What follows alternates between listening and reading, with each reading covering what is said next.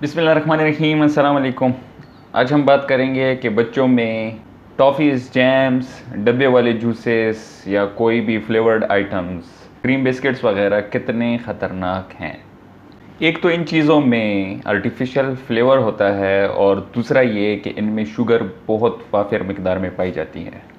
और अक्सर लोग ये सोचते हैं कि ये जूसेस तो अच्छी कंपनी के हैं, ये बिस्किट टॉफ़ीज़ तो ब्रांडेड हैं और बहुत अच्छी कंपनी के हैं। ये सारी बातें बकवास हैं। ये चीज़ें बच्चों को खिलाकर एक तो आप अपने पैसे ज़ाया कर रहे हैं और दूसरा अपने बच्चों की सेहत को ख़तरनाक हद तक नुकसान पहुंचा रहे हैं।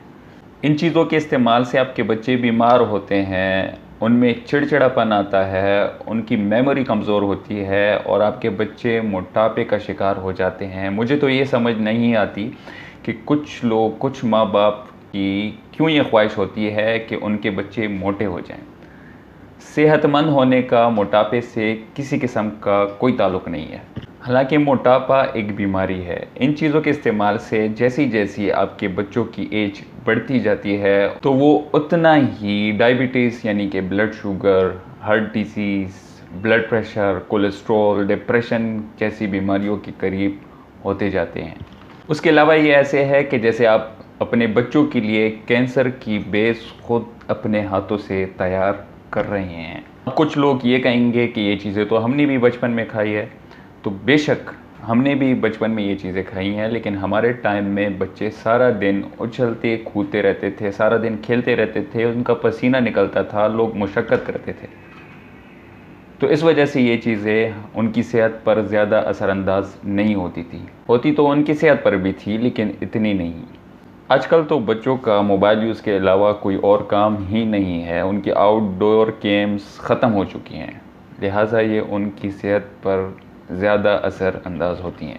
असल में इन सारी चीज़ों में फ्रुक्टोज पाया जाता है, जो कि आपकी बॉडी के सेल्स, आपकी बॉडी प्रोटीन्स में कार्बोहाइड्रेट्स बढ़ाने और आपकी प्रोटीन्स का स्ट्रक्चर तबाह करने का सबसे बड़ा वजह होती हैं।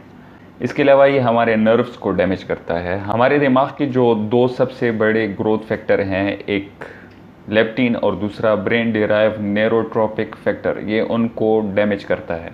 क्योंकि लेप्टिन हमारे पास नर्व सेल्स के न्यू कनेक्शन बनाने में मदद करता है, और तो ये लेप्टिन को ब्रेन कनेक्शंस बनाने नहीं देते।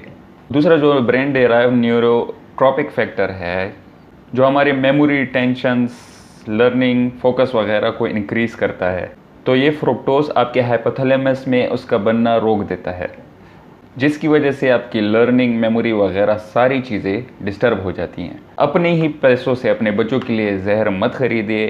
इन्हीं पैसों से उनके लिए ड्राई फ्रूट यानी बादाम, अखरोट वगैरह, फ्रूट्स वगैरह, गोश्त वगैरह ये चीज़ें खिलाएं, जिनसे वो मेंटली और फिज़िकली दोनों तौर पर सेहतमंद और स्ट्रॉन्ग रहेंगे।